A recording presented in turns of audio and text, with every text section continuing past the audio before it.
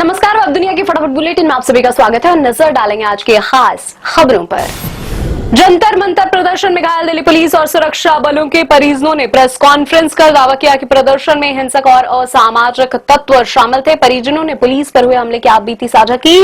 घायल पुलिसकर्मी की बेटी गुंजन ने कहा, जब उनके पिता साथियों संग घर लौटे तो वर्दी खून से लथपथ थी। वहीं लक्ष्य सिंह विश्व के एएसआई पिता के सिर में 4 टाके आए। पूर्व पुलिसकर्मियों की संस्था ने भी किया कार्रवाई का बचाव।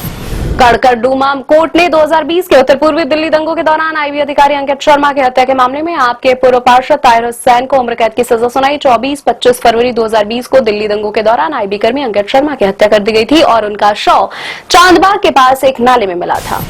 पश्चिम बंगाल के बर्धमान से एसटीएफ ने जैश आतंकी हामिद मंडल को किया गिरफ्तार। मुख्यमंत्री शुभेंदु अधिकारी की हत्या की साजिश रचने के आरोप में हुई गिरफ्तारी।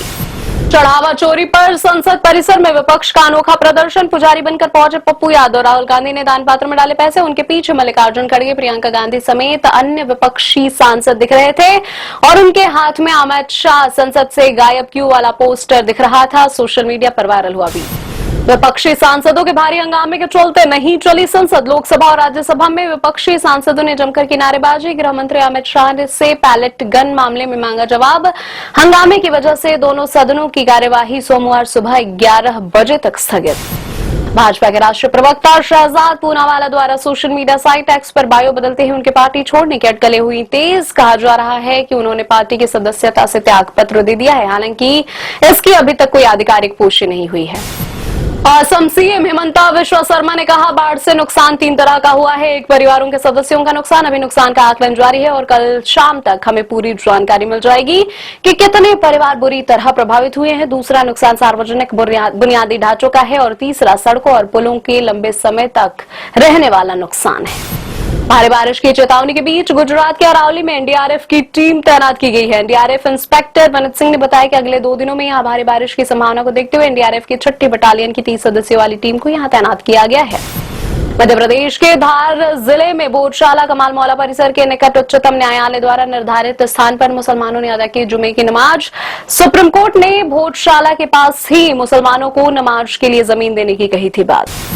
भाजपा सांसद अनुराग ठाकुर ने कांग्रेस नेता राहुल गांधी और प्रियंका गांधी वाड्रा पर लोकसभा में मनगढ़ंत आरोप लगाकर सदन के नियमों की अवहेलना का लगाया आरोप। कहा, उन्होंने राहुल के खिलाफ कार्यवाही की मांग करते हुए लोकसभा अध्यक्ष ओम बिरला को नोटिस दिया है।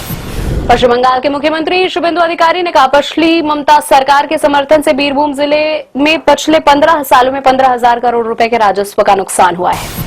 कर्नाटक के मुख्यमंत्री डीके शिव कुमार ने तमिलनाडु के सीएम विजय के साथ बैठक स्थगित करने पर कहा, मेरी राय में प्रस्तावित मेकेदातु बांध से कर्नाटक के बजाय तमिलनाडु को अधिक लाभ होगा। 3 अगस्त को बैठक करने के बजाय आइए आपसी सहमति से कोई दूसरी तारीख तय करते हैं।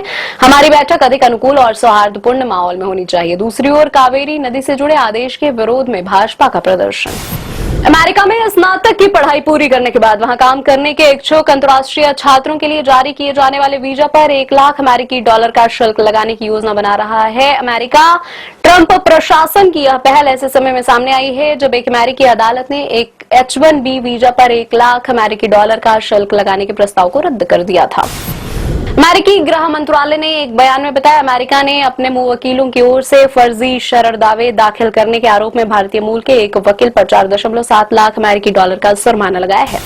पाकिस्तान के बलूचिस्तान प्रांत में एक कोयला क्षेत्र में मीथेन गैस के कारण हुए विस्फोट में कम से कम 34 खनिकों की मौत हो गई है, जबकि 12 अधिक खनिक अब भी फंसे हुए हैं।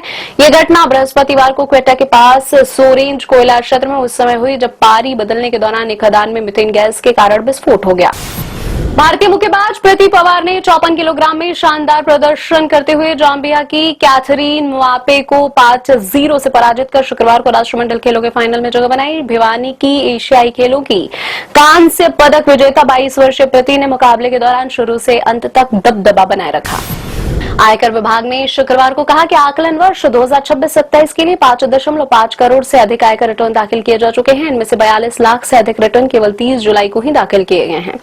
आकलन वर्ष 2026-27 के लिए ITR 1 और ITR 2 दाखिल करने की आज अंतिम तिथि है।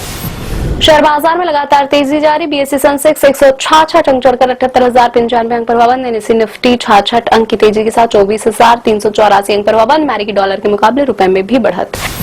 प्राइम वीडियो ने रियलिटी शो द ट्रिटर्स 2 के 21 सेलिब्रिटी कंटेस्टेंट्स के नाम का किया ऐलान। मल्लिका शेरावत, मुनव्वर फारूकी, श्वेता तिवारी सहित कई सेलेब्स आएंगे नजर। सीजन 2 भी करण जौहर करेंगे होस्ट। 13 अगस्त से प्राइम वीडियो पर प्रीमियर होगा द ट्रिटर्स 2। रामानंद सागर के पोते शिव सागर ने की रामायणम के ट्रेलर की तारीफ। बोले रावण के किरदार में यश शानदार लग रहे हैं। माता सीता का रोल निभा रही साई पल्लवी की भी की तारीफ। फिल्म में रणवीर कपूर बने हैं भगवान श्री राम। दिवाली 2026 के मौके पर रिलीज होगी फिल्म। ये थी आज की फटाफट बुलेटिन। ऐसी ताजा अपडेट्स के लिए बने हमारे साथ, यानी कि विजिट करें वेब दुनिया पर।